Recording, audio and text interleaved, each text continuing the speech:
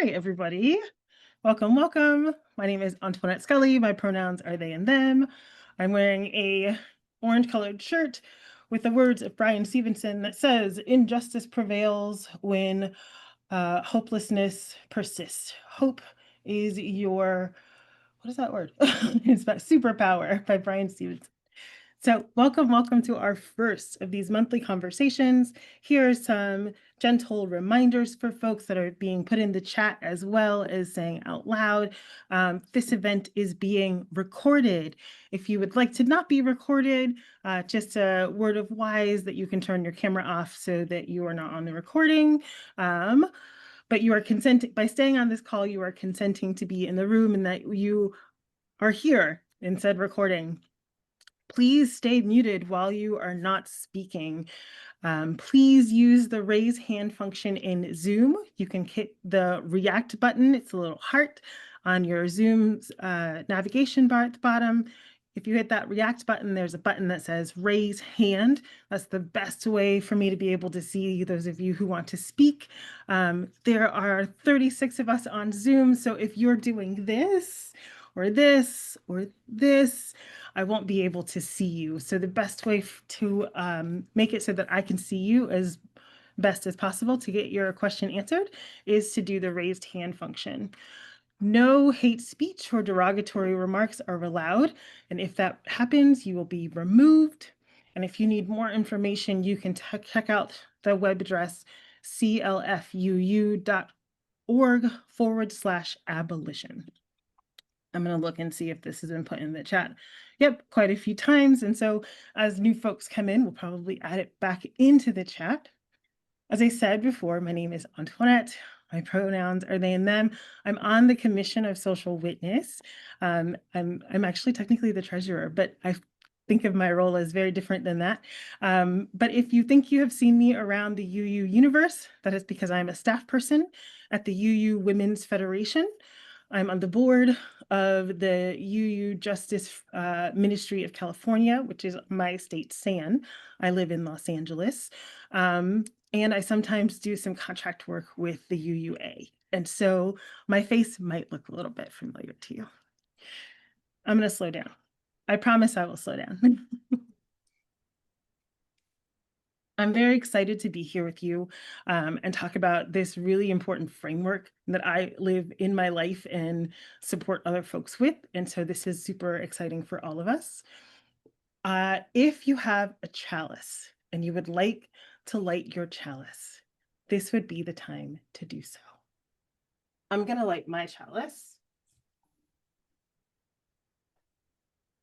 And I don't have any strong opening words except to say that I am really glad to be in community with other UUs doing this great work. And so let this first gathering be maybe your first step, maybe your 20th step towards the work of collective liberation.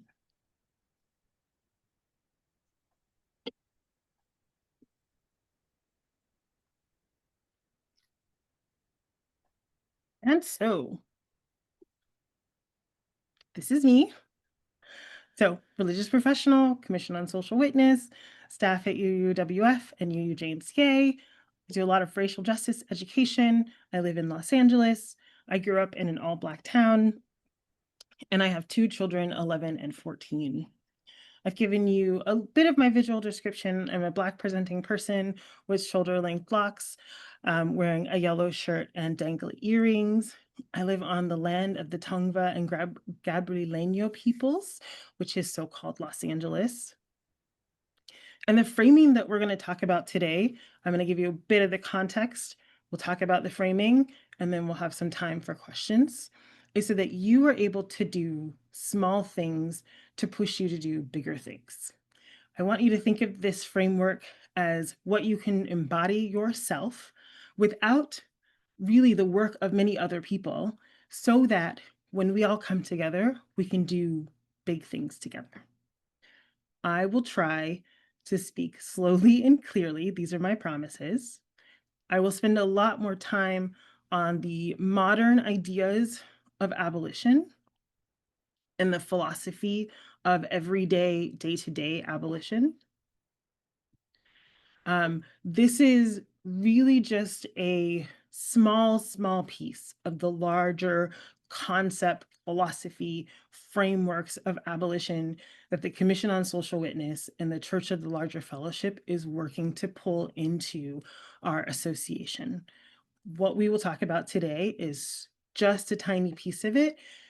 Ooh, excuse me. And so what I don't want is for you to think that once you've done this, you've done it all. So short. So, what is abolition? The act of abolishing a system, a practice, or an institution.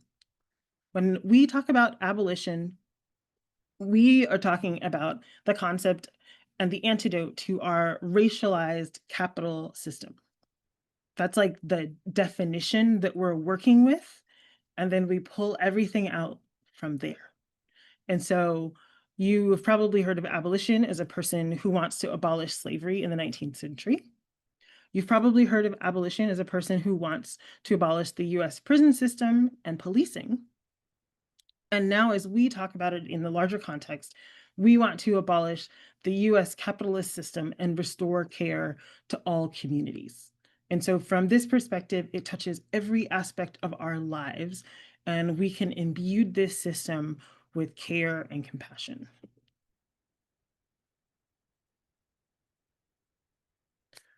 This framework came out of being a parent. When my kids were really little, they would come to me and say, such and such hit me, and I want you to punish them. And I would always ask, do you need help? Or are you trying to get someone in trouble? And I have found that one, with children, they're very quick to tell you their actual answer. If they really do just want to get their sibling in trouble, they'll let you know. But if they're actually trying to solve a problem and they need support, they will say that also. And so this is where, if you're wondering where this framework came from, this is where it came from in my own reality. How can I support my children in asking for help and living in my UU values where I believe that every person has worth? And so that is where big A and little a abolition came into. This is the complete framework. Big A abolition is the work of dismantling the prison industrial complex. If you've been a supporter of CLF or you've done a lot of abolition work to dismantle prisons and policing, you have probably done some work in this realm, right? Dismantling the prison industrial complex from the school to prison pipeline to the immigration systems to all of the ways in which we incarcerate people into cages. I call that big A abolition. That is a massive structural philosophy that is happening around us and is something that I personally don't do a lot of my organizing around. Lots of people do. CLF does.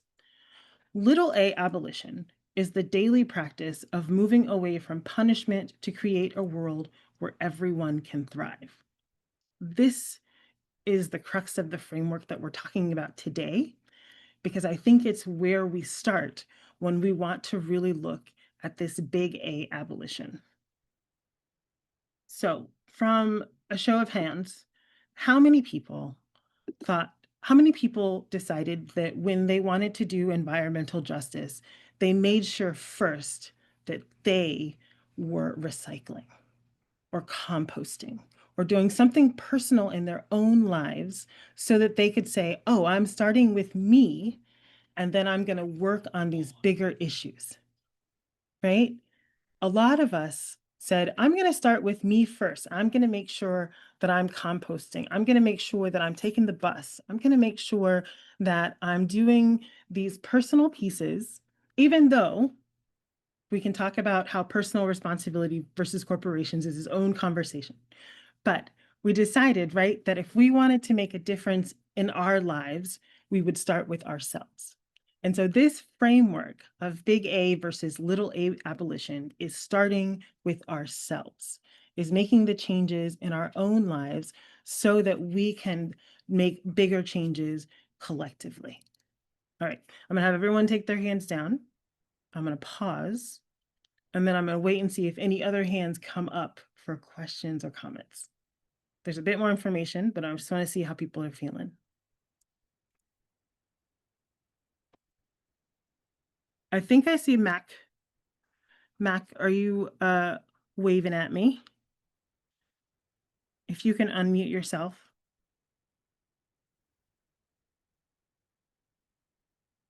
Maybe. But Susan and here, we've both have worked with CSW for many years, so we're looking forward to this. Oh, thank you. All right. Wonderful. Okay. So I'll give you a little bit more of my background around this concept, the little a abolition.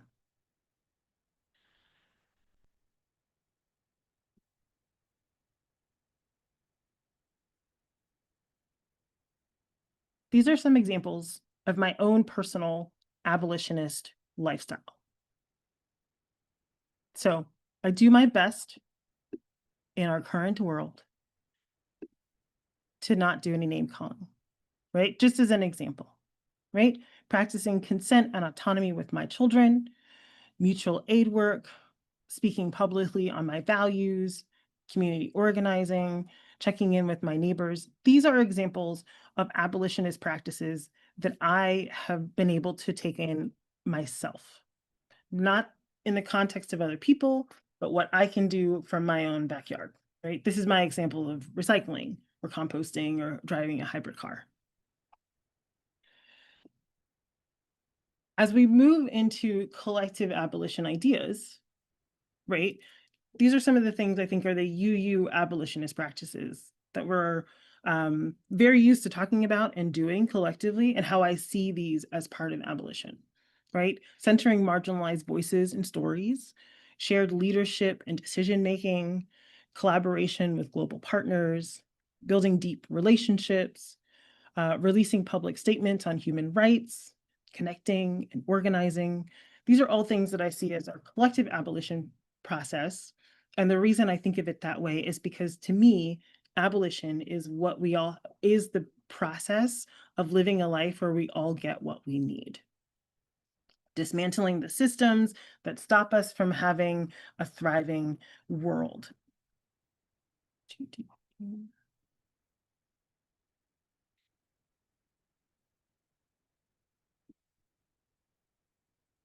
So I'm going to drop some links in the chat because I think these will be very helpful for folks. Possibly.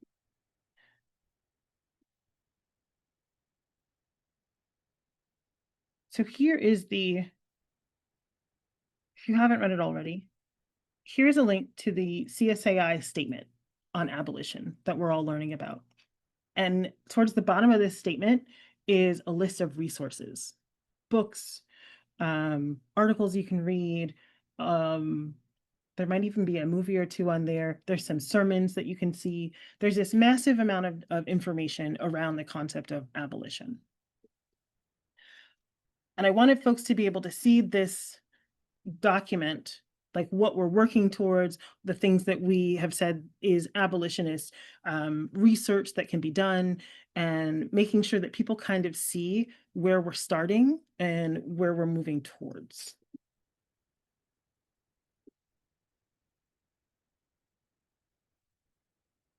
I wanted to include these 3 books because I think these 3 books do a really great job of talking both about abolition and that big A abolition piece of why we want to dismantle prisons and policing, and how we do the community work together so that we don't, one, cancel each other. I think that's a really big piece to this work, which is why I've included these 3 titles: We Will Not Cancel Us, We Do This Till We Free Us, and Mutual Aid, as some starting points for abolition work that may not have the word abolition inside the book, but talk about the framework of how we do the work together so we can dismantle systems of oppression.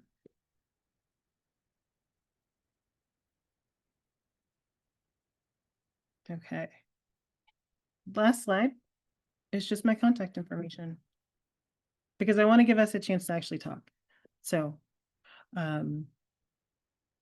this is my email address where if you have questions that you don't feel comfortable asking now, but would like to reach out and ask me later, you can write this down. If you have questions about the CSAI process or the Commission on Social Witness, you can use the socialwitness@uua.org email.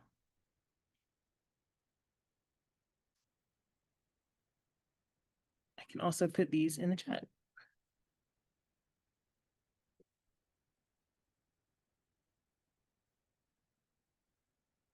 Some phones. Nancy, Yeah, is this the time for questions? this is the time for questions. I'm gonna take my slides down. I'm gonna put those 2 emails in the chat. Go for it, Nancy. Okay, I hope you can hear me. It's pouring rain, so I can hardly even hear over here. But could you speak? I really like this idea that how you compared, like, you know, when we do environmental justice, we look at what we can do at home. And it's the same with abolition. You know, so often we're looking at how do we fix, get rid of the prison system or the policing systems. But I like taking it back to, like, what do I do in my own life? What are the practices that I can do to help me get to that bigger framework? Some of the things that you listed, I didn't get the direct connection. Like, why would mutual aid be something that helps me in abolition work? So you listed like 6 things you do in your personal life, and I didn't get the direct connection. I'm wondering if you can explain that a little more clearly for me. I can start with mutual aid. So a lot of the work that we have been taught to do in churches, in nonprofit organizing groups, is charity, right? The standpoint is that we can give money or donate food or donate clothing to those who are less fortunate, and we expect nothing back. But it's a one-way street, right? We're not expecting to be given food or clothing or whatever from those people because those people need us. We don't need them. And when we use the mutual aid model, mutual aid is a two-way street. It's a back and forth. It's not always equal, right? It's not if I give someone food, they will immediately give me food, but it is the shared responsibility of community care. And so when I think of mutual aid, and that might be I donate food to a food pantry, but that also is someone else picks up my kids from daycare, or someone else provides comes and fixes my refrigerator because I don't have the money to get it fixed. Or maybe I don't need to have the money to get it fixed because my next door neighbor can fix a refrigerator, right? Part of it is not that we are building a system of extraction, as Rachel Miss Livy would say. We are building a system of openness and care and abundance. And so when I think of mutual aid, I think of abundance. It is the skill sets that are coming from the community into the community, not expecting each and everything to be completely replaced one-on-one. Does that make sense with that one? I also see your hand, Minisa. I'm saying that wrong, but you'll tell me how to say it right. Some of the other examples, and I will go back to my slide so I can say a little bit more about that. That was also in the part of checking in with neighbors. No name calling. I know people are going to have feelings about this, but I have taught my kids that I like to say name calling is a sin, and I don't mean it that way. What I mean is that when we spend time putting down other people, that eats away at ourselves. And if we think that everyone has worth and dignity, then we have to be able to talk about people in a way that shows that we believe that they have worth and dignity. That is what I mean by no name calling, even people who do bad things, which I think is the hardest. Okay, I'm going to pause. Go for your question. So yeah, it's Menica. Annika, Yeah. I know you. Yes, we've met. So I wanted to expand on, I kind of want to expand on what you were saying with my understanding of mutual aid. It's like the reason I think you're saying mutual aid is a part of the abolition is that you're like, when you give food, especially, like now with the SNAP being taken away from people, our church is organizing a Thanksgiving food drive, and it's like if people don't have the resources and they don't have the basic necessities like food or things that they need, they might resort to like, crime or something just to fulfill their basic needs. And then, they may end up in prison and or jail. And then, that perpetuates the system. So part of this abolition is providing the resources for communities where they have hope, they have, the basic needs met, so then they don't, less crime happens. So that's what I'm kind of how I see what you're saying about providing the mutual aid and how that's connected to the abolition of the prison system. Yeah, but I can also give you an example that is a bit more lower of a level than that. Um, I was part of a congregation that helped start a drop-in program for homeless people. It was only once a week for 4 hours, and we would provide like hot meals and free clothing and some social services where people could help get their driver's license or sign up for EBT or whatever. And when we started this program, it was very much like, look at us giving to the community. And as this program went on very quickly, people who were getting food would show up a little bit early and they would put the tables out. They would sweep the floors. They would, without asking, bring their own snacks, right? They would bring things that they bought on EBT on their limited income. They would bring donuts for everybody at the site. They would bring cookies, or they might say, "Oh, I was at this food bank and I had extra of this." And so they would bring their own cans that they weren't going to use for someone else to use. And so I think if we had seen that process as just charity, we are giving to you and you have nothing to offer to us, then we might have discouraged folks from using their funds to support other people. We might have discouraged folks from volunteering to help set up if that was necessary, right? If someone had brought something and we had said, "Oh, we can't serve that because it hasn't been tested by every person in our kitchen to make sure it's the right type of food for the right type of people." If we had that mentality that we somehow were above everybody else who was asking for support, then it wouldn't have been a situation where everyone who was there was able to provide something. And so those are the little differences between charity and mutual aid, where mutual aid is a community-based idea where everyone has something to offer and everyone's offerings are welcomed. More questions? I see there's lots of things not lots of things. There's some long things in the chat. One about reading Our Prisons Obsolete by Angela Davis. It is a great book. You should definitely read that. More comments about mutual aid.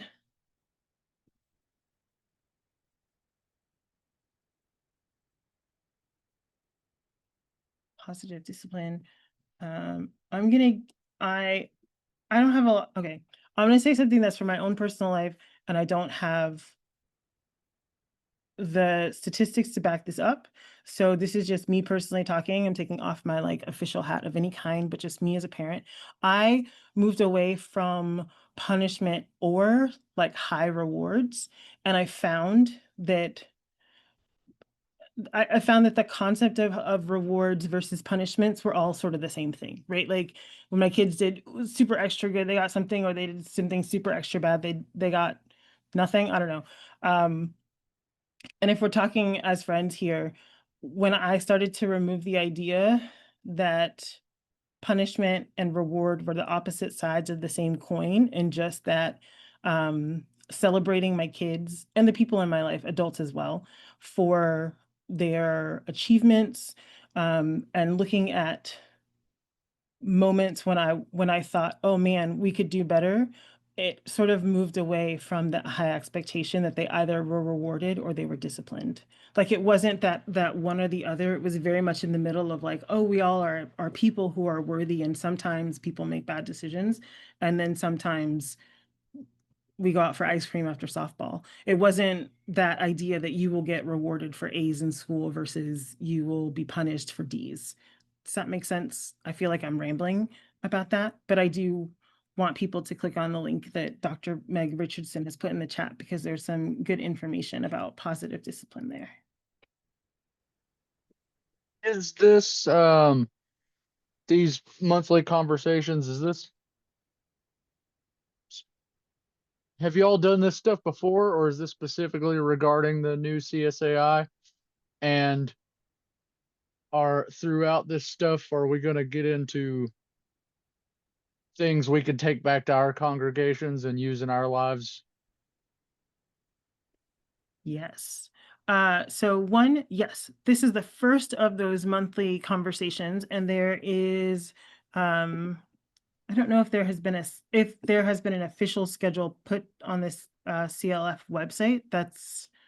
That'll be someone else to be able to answer since I'm not a part of CLF. And the second one is yes. I think the first step would be making sure you have read the CSAI link that I put into the chat that like talks about the definitions of abolition and then sort of the work we can all do together. And then each conversation will be on a more specific topic around that over the next couple of months. And I hope you take this framework into your life. I did vote for this CSAI. I've been trying to figure out like, okay, what's the first steps to get the ball rolling on this stuff at home now that that's going to be the thing for 3 years. Yeah, and to give you a big thing, we actually only have 2 years of this left. So year one of this 3-year process, we just did by voting it into General Assembly. I know that feels like really fast, and we talk about it as a 3-year process, but we did the first year together trying to get into it. And then this second year is the part where we're doing these conversations. And I will say that one of the pieces that was necessary to give to folks to go into their congregations was a study action guide. And I think in our conversations, both with the Commission on Social Witness and the Church of the Larger Fellowship, we felt that there was so much information around this topic that one study action guide would not be sufficient. And so the way that we are trying to do this work is to, one, have these monthly conversations so that people can come and ask questions and talk about these really tough topics. And also this information goes on CLF's website, which they have been doing abolition work for years, right? So part of it is that there's so much out there.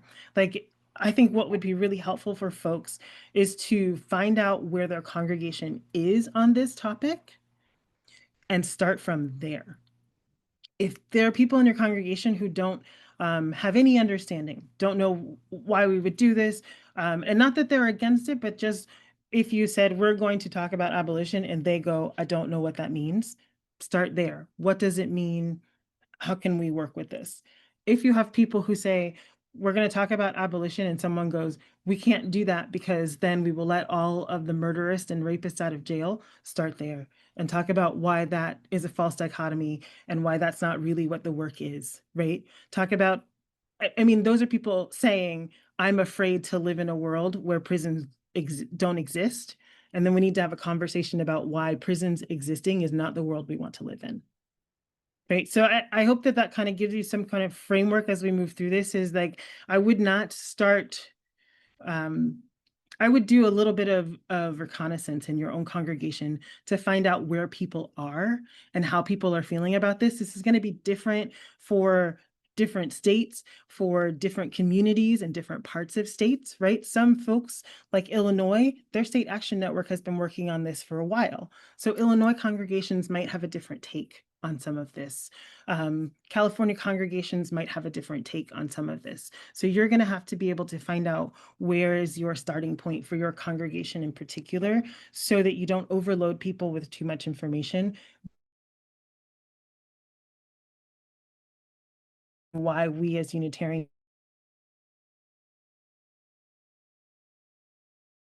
check out the chat. There is a link to the next conversation, which is happening on December 1st. Okay, Carolyn, you have a question. So just to segue from Alicia's point, so I don't know if you want me to say how I think we're going to begin, but I would eventually like to hear what congregations are doing.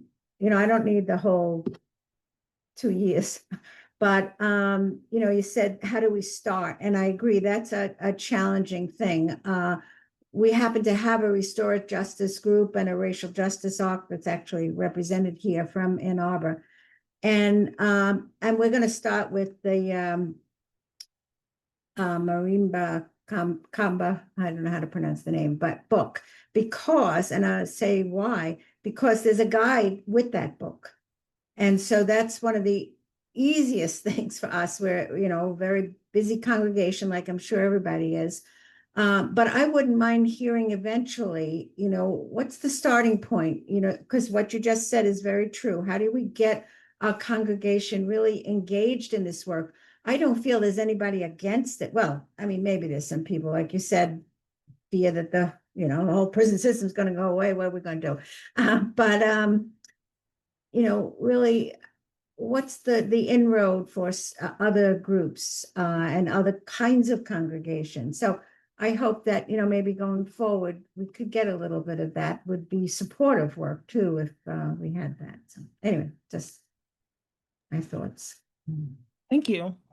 Nancy seemed like she has some support for that. Nancy is the president or the chair of the Commission on Social Witness. And so she has a lot more of those deeper answers to provide. Okay.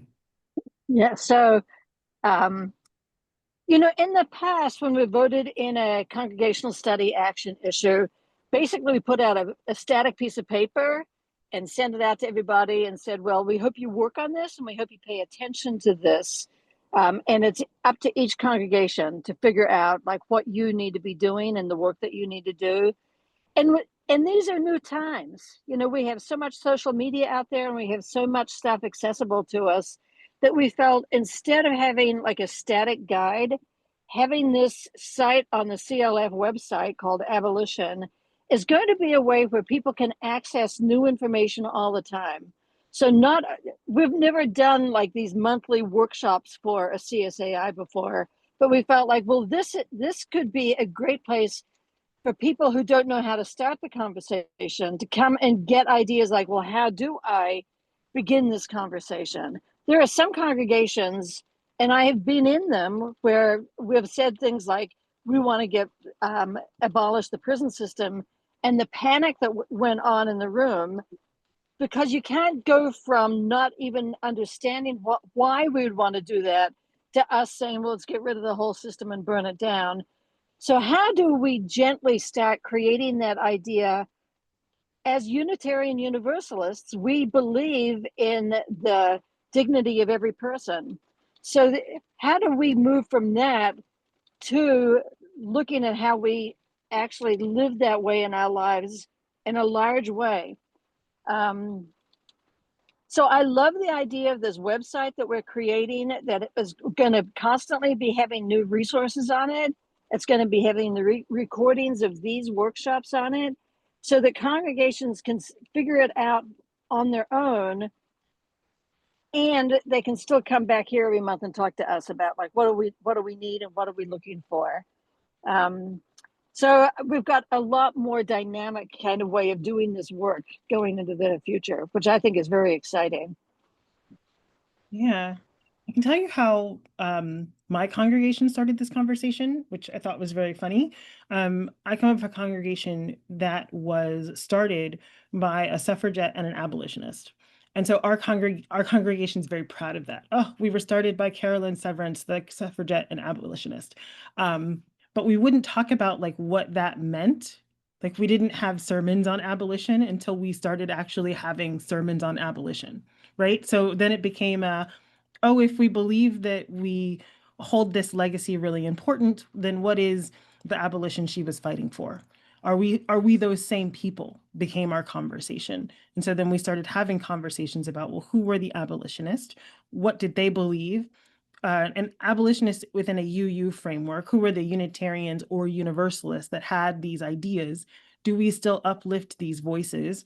Are these still the people that we follow and put names on our buildings and name our sermon awards after? Are we these people? And one of the ways that you can frame this work of abolition today is continuing the work of abolition from Theodore Parker or Carolyn Severance or Eleanor Watkins Harper, right? So it doesn't have to be, this is a new framework that we're starting with and we have to learn all of the new things. We have hundreds of years of the older framework of dismantling slavery. That is what our prison system has become, so that we can keep this. I mean, it's very linear, but if you're looking for some historical pieces, if you need to drop in why we're doing this now versus why we didn't do it, I don't know, 10 years ago, we've been working on this little by little, and now is the time that we're wondering if we can make a theological statement about it.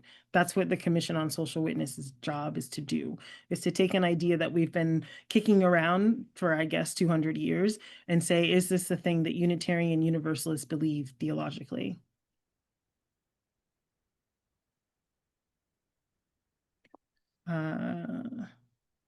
The question in the chat is, would it be right to understand that we want to abolish prisons by working upstream, the factors in society that head people towards the criminal legal system? Yes. Yes. And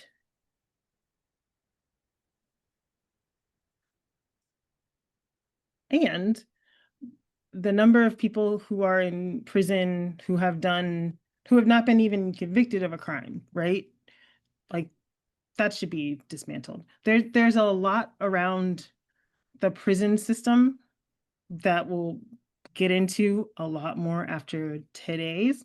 My conversation today is not about, very clearly, is not about dismantling the prison system. My conversation is about you and what you're going to do so that you can have an abolitionist framework. So once we start talking about dismantling the prison system, you don't forget that the people in prison are people. That's what this framework is for.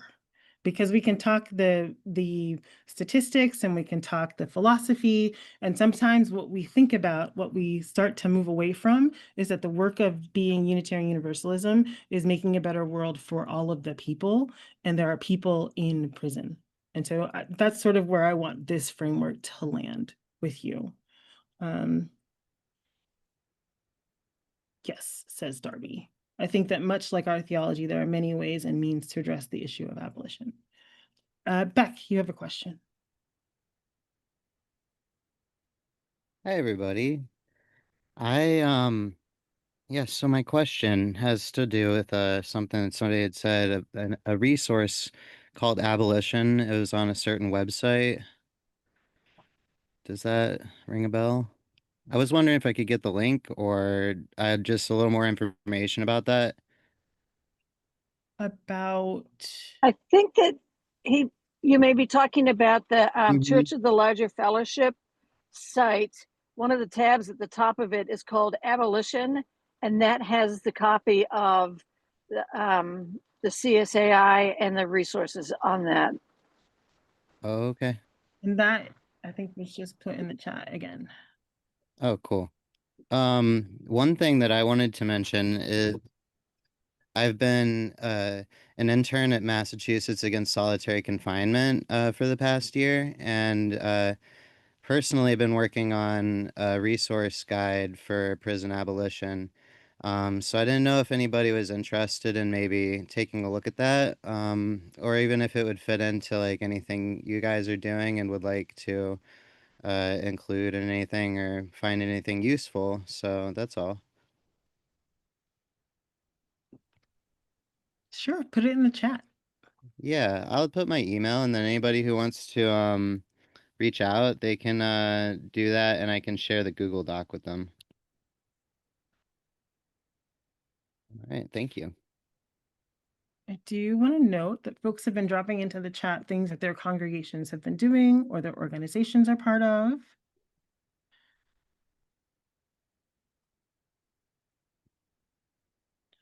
If people want to say, like, come off mute to say or raise their hand to say what their congregations are doing or what their congregations are hoping to do.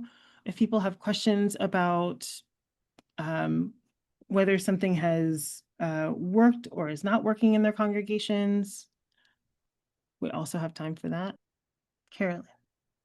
Well, I don't want to be talking again if other people want to say something, but I was going to mention one thing that, should I speak? Okay, I was going to mention one thing that our congregation has done that I think is a little bit on, this was how we were feeling with the community of reentry people, reintegrating now. They want us to not even say reentry, but reintegrating. So people who have been incarcerated a long time come out, and we have a number of reentry things in Washtenaw County, which is where we're from. So what we've done is 2 years in a row now, we've done baskets.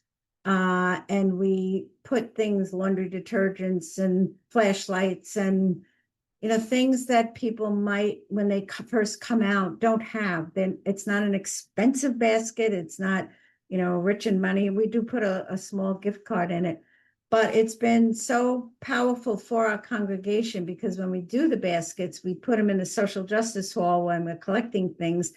And people who normally don't come over to our table, it's a restorative justice table, come over and ask, what are we doing these baskets for? And they want to bring things into it. And we've also then gone back to the people who are reentering or people who are still inside. We also go inside the women's prison and ask, what is it you'd want? And so it's been a conversation also about what are some of the needs that people might need when they come out. I mean, of course, we get 500 toothbrushes, you know, again, but so it's just been, that's just an idea that we've enjoyed doing, and we do it the second year. We're doing it the third year now that we're starting to do that. Thank you.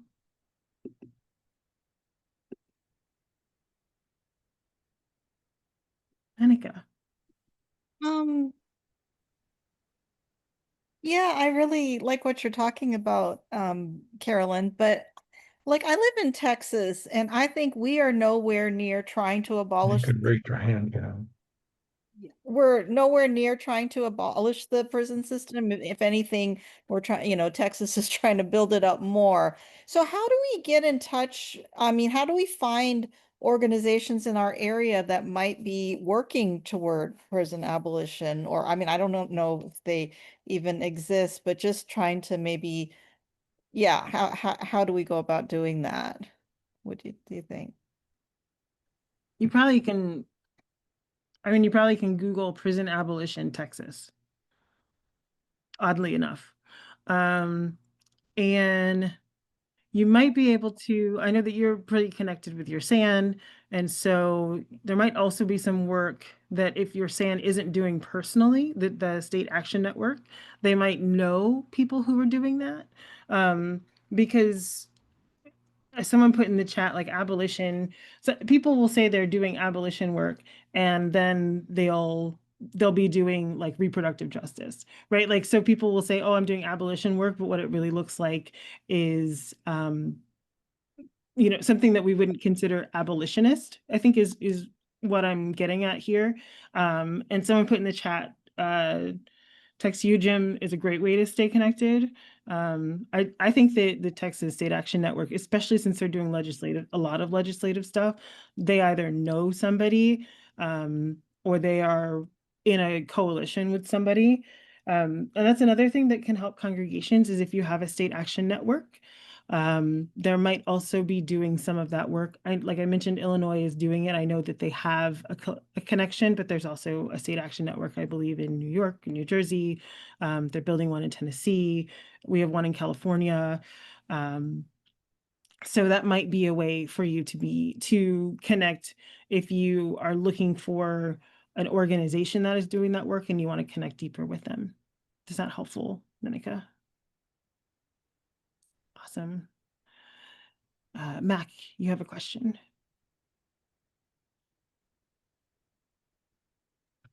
So this is Susan. I just want to share a couple of things that we've done. You talked about the baskets.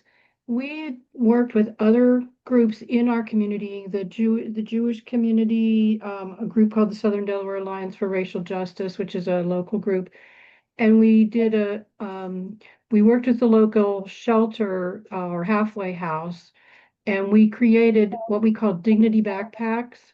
So we raised money to buy the backpack, backpacks, and then we worked with people from the shelter about what it is that people would need when they're first coming out. And so we got all the supplies, and then we actually had a community event. We invited fraternities, sororities, we invited others, and we did an assembly line. And people got really interested and excited. And so it was a way to sort of get people engaged and thinking about the needs of people who are returning, what we're calling returning citizens. And that can, sometimes people like a hands-on kind of thing, and then that can open up the doors. We also did a few years ago a book study, and this was community-wide also, on the new Jim Crow. And that is very powerful in terms of sort of making the link between the whole system, not just prison, as you were talking about, the whole, blowing up the whole system, and the and its relationship to racial inequities in this country. And how it evolved. And then we had after that, we had a forum, and we invited ACLU, we invited people from the shelter, some of them were returning citizens.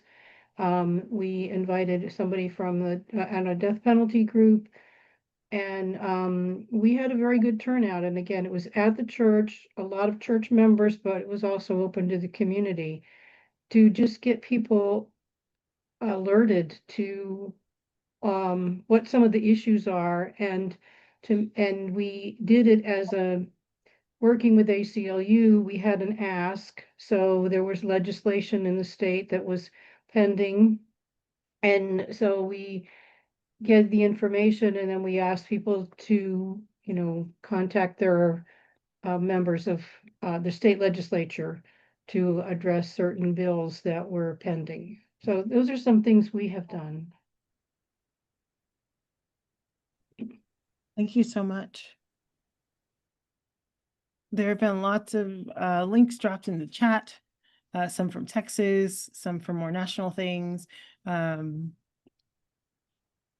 If you are, I would invite folks, if you've done any of this work around abolition, whether it's prison abolition, whether it's dismantling abolition in other ways, drop a link in the chat to what your congregation is doing or some of that work. Raise your hand, let other people hear like how they can kind of connect with folks in their community, because I think that's part of what people are asking for, besides the where do we start?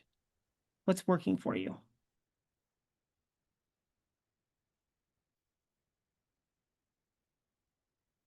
Becca. In my congregation, we've had some conversations about our engagement with police. We've been looking at creating a safety policy, and do we want the police to be involved in advising us on creating a safety policy? Do we have some community organizing groups that are uncomfortable with the police, and some members of the congregation who think of the police as a resource to go to for safety. And so we're just starting with a listening circle about where people are, what are their feelings about police, so that everybody can hear each other's conversation, each other's opinions and feelings and experiences, to try to bridge this gap between those who are so far from it and those who are really very much into the abolition process.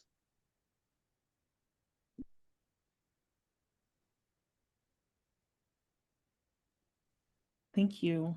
That is a big step where people can start in their congregations, is really just examining their relationship to their own police communities. Carol. Hi, I'm from the First Unitarian Congregation in Philadelphia. We have, for quite a few years now, had what we call our decarceration team or working group. And we are just a group of people in the congregation who really care about this issue. We have taken it as our mission to channel information to our congregation about the work that's going on in so many organizations around us. We're not trying to duplicate what they're doing. We're trying to tell our people about the ways they can get involved in everything from writing to, knowing when there's bills pending in the legislature and writing to your state rep, or linking up with organizations that are having a rally somewhere to oppose some procedure, and just lots of ways, lots of organizations in our community are already doing this work. We don't have to do it. We need to connect up with the people who are doing it, because they know what needs doing and they're experts in how to do it. So we have found that's a very positive way to do the best we can in our small way. What is exciting to me about this study action issue is the study part of it. Linking what we do to our UU values, I think, is so critical. And I look forward to presenting some workshops and getting book groups started so that our congregation is going down that path.